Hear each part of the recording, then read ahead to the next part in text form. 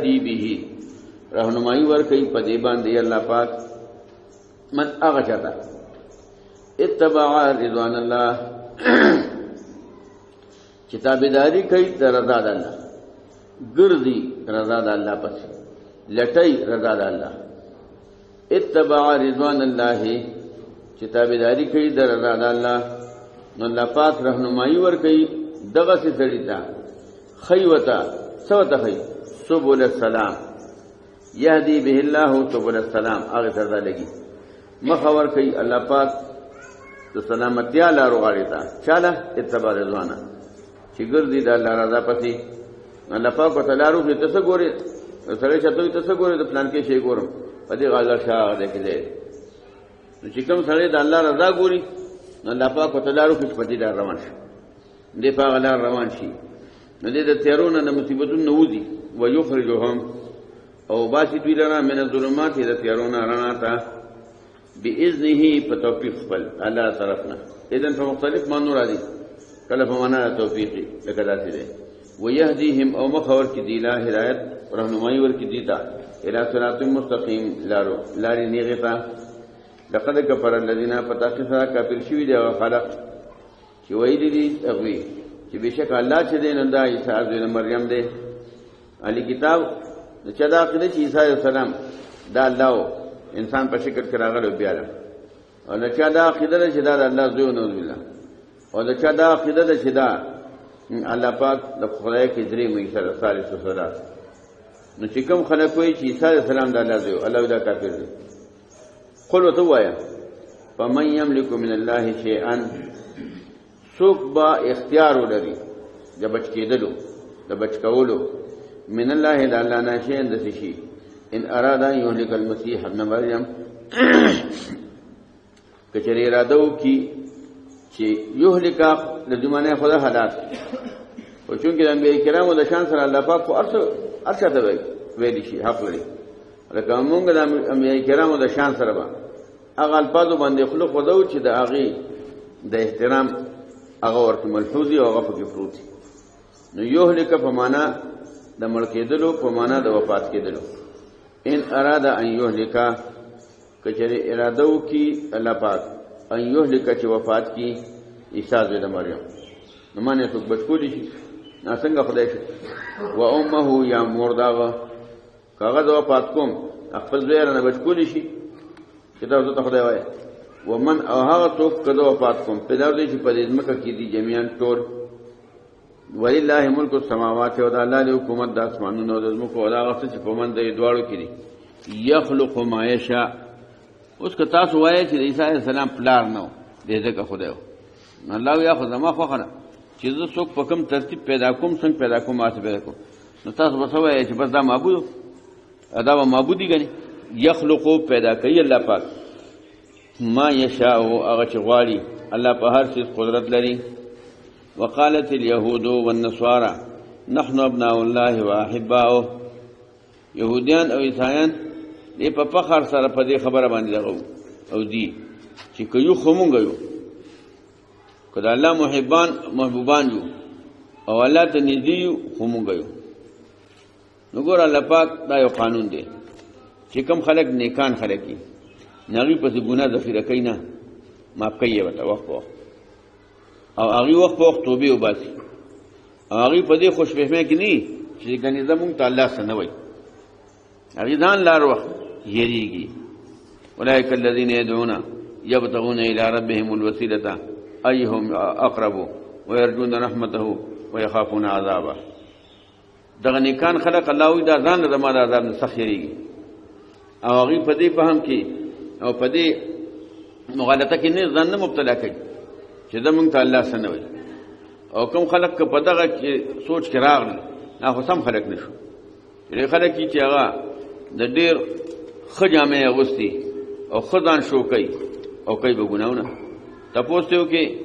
بس په دې تاسو نه پويګا الکه صاحب کو چرس کی یاره په دې تاسو نه پويګا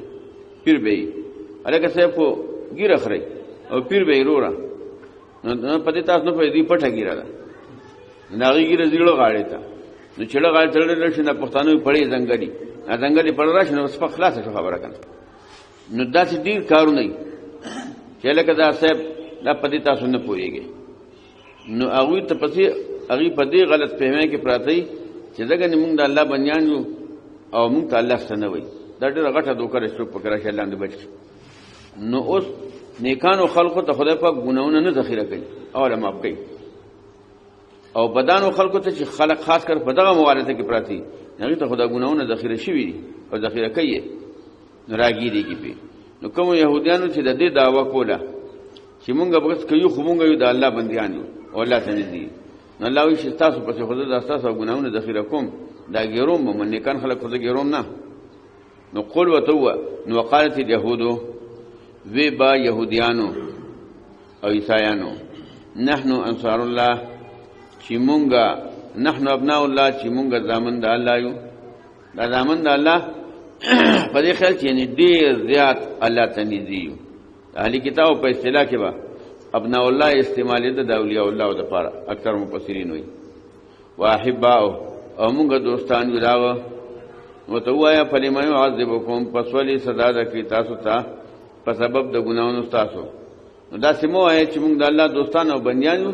البته د الله د مخلوق نه مخلوق یې، د الله د مخلوق په افرادو کې څه افراد یې. نو بل انتم بشر ممن خلق، بلکې تاسو بندیان یې ممن دا بندیان نه، یا بل انتم بشر بلکې تاسو مخلوق یې ممن دا غنا خلقا چې الله کوم مخلوق پیدا کړی دی. یغفر لمن یشاء، بخنه کوي الله چاله چې غواړي او عذاب ورکوي چاله چې غواړي، او د الله دی حکومت د اسمانونو او د ځمکو او دا هغه څه چې په منځ یې دواړو کې دی او هغه ته واپسې ده. اهل کتابو په تحقیق سره راغلی تاسو ته رسولنا پیغمبر زمون د نبی صلی الله علیه وسلم راتل د عیسی علیه السلام نه پسو، او د عیسی علیه السلام او د نبی صلی الله علیه وسلم په منځ کې د پاسه شپږ سوه کاله 671 یا 670 یا 672 دونه کاله فاصله وه. نو په دې فاصله کې منځ کې بل پیغمبر وخت نه راغلی، د انبیاء کرامو سلسله بنده وه. په دې کې ناڅاپه الله پاک محمد صلی الله علیه وسلم به حیثیت پیغمبر او به حیثیت رسول دنیا ته مخې کړ. نو قد جاءکم په تحقیق سره راغلی تاسو ته رسولنا زمون پیغمبر یبین لکم بیانې تاسو ته څه ته بیانې وضاحت کوي تاسو ته، او یبین لکم وضاحت کوي تاسو ته په کومه موقع کې؟ په دې موقع کې چې علی فترة من الرسل په وخت د فترت د پیغمبرانو کې. فترت معنی بندېدل، نو په وخت د بندېدلو د سلسلې د پیغمبرانو کې. او دا ولې مې ته راولېږه؟ دا مې ځکه راولېږه چې ان تقولو تاسو به وې چې نه راغلی مونږ ته کم زیری ورکوونکي او نه یېروونکي. نو دغه عذر مې در ختم کړ په قد جاءکم تحقیق سره راغی تاسو ته زیری ورکوونکي او یېروونکي، او الله په هر څه قدرت لري. وإذ قال موسی لقومه یا قوم اذکروا نعمت الله علیکم. موسی علیه السلام بخپل قوم ته وی چې ګوره الله د باندې احسانات کړي، دا هغه احسانات او نعمتو شکریه په دې شکل کې ادا کړي چې الله د سوي هغه څه وکړي. نو من جمله دا ویل نه یو ویل او کول داو چې علاقه وته خوره چې په دې باندې jihad وکړي. دا هغه علاقه د jihad لپاره د خپل نمائندگان ولېږل. نو چې نمائندگان یې ولېږل هغه تحقیق وکړو، نه خلک ظاهر کې زور ورو. نو د دوه کسانو دی خپلو کې مشوره وکړه چې واپس لړ شو، نه د الله پیغمبر را سره دی او د دې خلقو ضرورتیا کمزورتیا څه خبره نه ده، او خلقو ته او سره شکنی نه کو. دوی چې کلي ته راغلل، علاقې ته راغلل، خپلوان راغلل، نو دوه کسه په دې لوستینګ پاتې شو، او هغه نور خپلو قومونو ته وویل چې حالات دغسې دي، هنګامي دي او خراب دي داسې. نو هغه وخت کې هغه دوه کسان ورته وایي چې ګوره د الله په حکم ورتلل دي، نو خو دغه ځای ته ورشو نو دشمن کډه غورځوي، وسله غورځوي، خو دونه خو څه حرکت کول پکار دي که نه. نو دوی موسی علیه السلام ته وایي چې بس ته ورور دې لاړ شې که نه چې داسې کارونه الله کوي، نو بس ته ورور دې لاړ شې، بس هغوی به ته وسله وغورځوي، بس موږ درځو. دا د مختلف نافرمانو یا د بېدبو په شکل کې د دې دا ژوند او طرز د موسی علیه السلام سره روان. نو موسی علیه السلام ته نصیحت کوي. وإذ قال موسی، او کله چې موسی علیه السلام لقومه قوم پتا چې زما قومه اذکروا نعمت الله علیکم یاد کړئ نعمت د الله چې کړی پتا سو ډېر نعمتونه خو بیا خاص کړدا چې اذ جعل فیکم انبیاء وجعلکم ملوکا چې ګرځولي دي پتا سو کې انبیاء کرام او ګرځولي یې تاسو ملکانان ور په دنیا کې دوه قسمه مشري یو سیاسي مشري یو مذهبي مشري نو ډېر خلق داسي چې هغه ته سیاسي مشري په غټه پیمانه حاصلي په د مذهب نه خبرم یو او په مذهب پیګم نه بلکې منکران شي دي او ډېر خلق داسي چې هغه ته مذهبي مشري په غټه پیمانه باندې حاصلې او سیاست نه خبرم یو سیاست باندې پیګم نه او لولټه کوي منیم نه او ډېر خلق داسي چې دوه سنن محرومي عوامو کې او ډېر خلق داسي چې دا دوه سنن الله ورکړي او می ولا مذهبي مشري ورکړي او می سیاسي مشري ورکړي دا احسانات نو انبیاء کرام په بنی اسرائیل کې دا دواړه نعمتونه الله وتعالى نصیب کړو نو اجعل فیکم انبیاء ګرځولې دا پتا سو کې سلسله د پیغمبرانو نو گویا کې هغه مذهبي لن پتا سو کې روان دي وجعلکم ملوکا او ګرځولې تاسو ملوک سو په معنا د ملکانانو بادشاہانو چې سیاسي نظام کې وګوري هم بادشاہ تاسو او کابینه تاسو او اختیارات تاسو نو جعلکم ملوکا ګرځولې تاسو بادشاہان او یاداري چې وجعلکم ملوکا ګرځولې تاسو ملکانان دا سیستم پتا سو کې راځي کړي او سو کوئی چې ملوک په معنا د احرار چې دنیا کې وګوردا نو اکثر قومونه د بل قوم غلامی ما تحتی پابندی او تاسو خود مختار آزاد قومه وجعلکم ملوکا او ګرځولې تاسو آزاد خود مختار او احرار واتاکم ما او درکړی تاسو ته هغه علم یو ته چې نه ورکړي احد من العالمین یو قسم د مخلوقاتنا یا قوم ادخلوا الارض المقدسه اے زما قوم ور داخل شه هغه مکه مقدسه ته سو کوئی شام سو کوئی اردن سو کوئی فلسطین سو کوئی ایلیا نمیو زیره او دا اخر دی هغه مقدس علاقه ده كتب الله لكم چې مقرر کړی دی الله پاک تاسو لپاره الله پاک دا مقرر کړی چې دا زیبده په میراث کې آل ابراهیم تور کوم او وتوی چې مونږ آل ابراهیم یو دا لمونږ راکای حکم دې ګرکاتو ولا ترتدوا او مرا واپس کیږي تاسو علی ادبارکم پشاګانو خپلو پتن خلیبو کنی را او بغرد خاسرین تاوانیان قالو دیو ته وی چې اے موسی په دغه کې قومن جبارین خلق دي زور اور نو څنګه مونږ ورشو و انه بشک مونږه لن ندخلها اس کلم نشو ور داخلي دی غیتا حتا یخرجوا منها تر دې چې اوی وزي داغینا په یخرجوا پس چریغي او تل پخپل خوخه بکلاوا من هذا الغزمکنا نو فإنا داخلون پس مونږ به ور داخلي دن کی شو نو قال رجلان او وی دو سړو دا سوکو من الذين دا کسانو نو یعنی هغه خلقو يخافون چې هغه یریدل د سنه یریدل نه دو کسان سړي پکې دو سړي پکې دا شو چې هغه په دغه کې د الله یاره وا اوس دغه د الله یاره دا ډیر لوی نعمت چې الله څخه ورکړي نعم الله علیهما الله ما انعام کړو په دې باندې دا الله یاره فضل کې او د حقیقت په میدان کې حقیقت ویل دا ډیر لوی انعام چې الله بچاو نو وی هغه دوه سړو چې ریدل د الله نه او انعام کړو الله په غی باندې نغوی وسیوي هغه قال لپاره هغه مقوله ده قال اوی چاوی رجلان دا ول فاعل رجلان سوق دغه رجلان صفت او قال لپاره مقوله شو دا شو ودخلوا عليهم الباب ور داخل شي دی پوری دی باندې دروازه پوری پیدا دخلتموه پس کله چې تاسو ورننه ځای ته نو بس دونه کړهونه پکې نشته الله پاک هغه به وسکي مرغوبه کوي او تاسو بغالب فإنكم غالبون پس پا بشک تاسو به ګټه وعلى الله فتوکلوا ان کنتم مؤمنین او چې کله سره داسې مقینا پشاکیږي نو خصو وجب پیش کړي چې موږ کم یو یاره موږ تربیت نه کړې، یاره موږ سره وسله نشته، یاره موږ بیماران یو، او یاره ته څه داسې خبره پیش کړي چې وایي دغه شی نشته، نو موږ لږ نیمګړي یو. نو الله وایي د خپلې نیمګړتیا دپاره اسره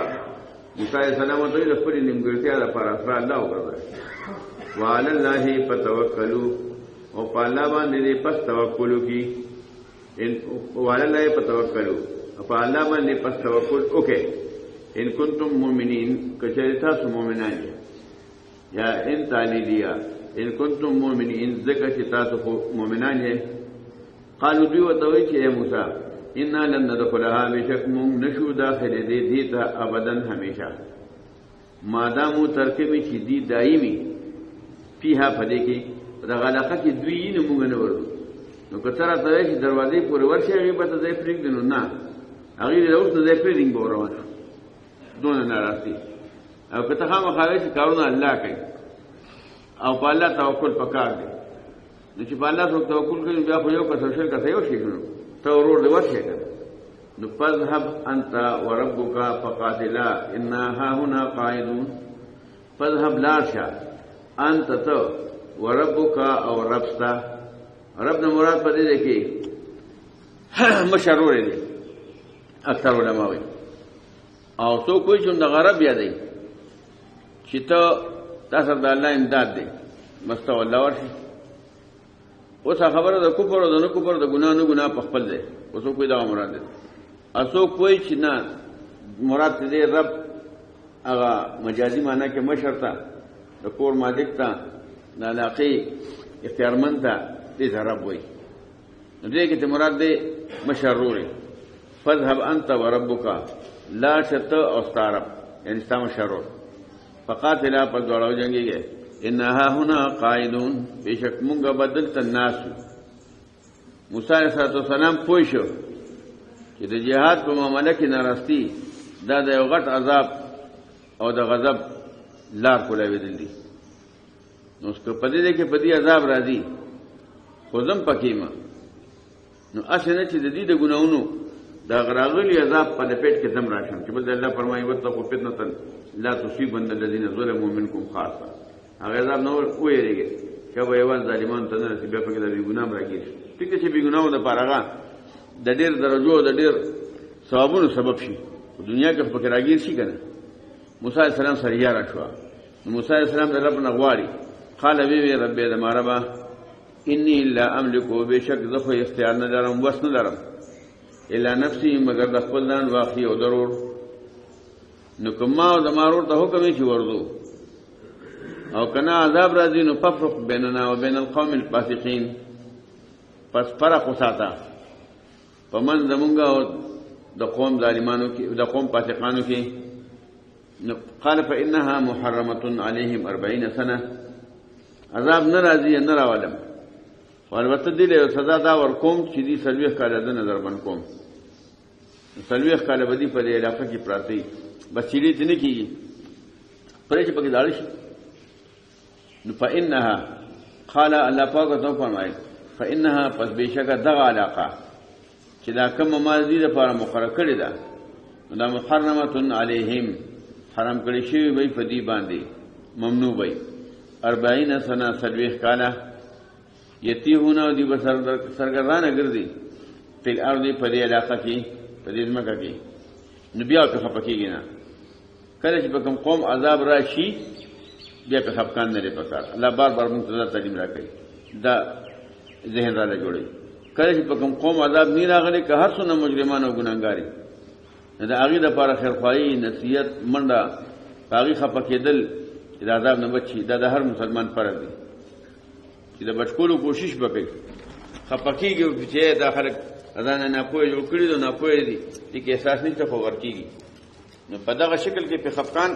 او په تدبیر د هغې لپاره لټول او نصیحت دا ضروري دی. کله په عذاب راغی بس بیا به سره دا بدو شو الله په کارونو کې بد نه بس هغه ښه وکړي چې کله په عذاب راغی بس بیا دې سره چې خو شو چې دا بیا الله یې خپکیږي په ما. فلا تأس على القوم الفاسقين، پس ته مخه پکېږه په قوم فاسقانو باندې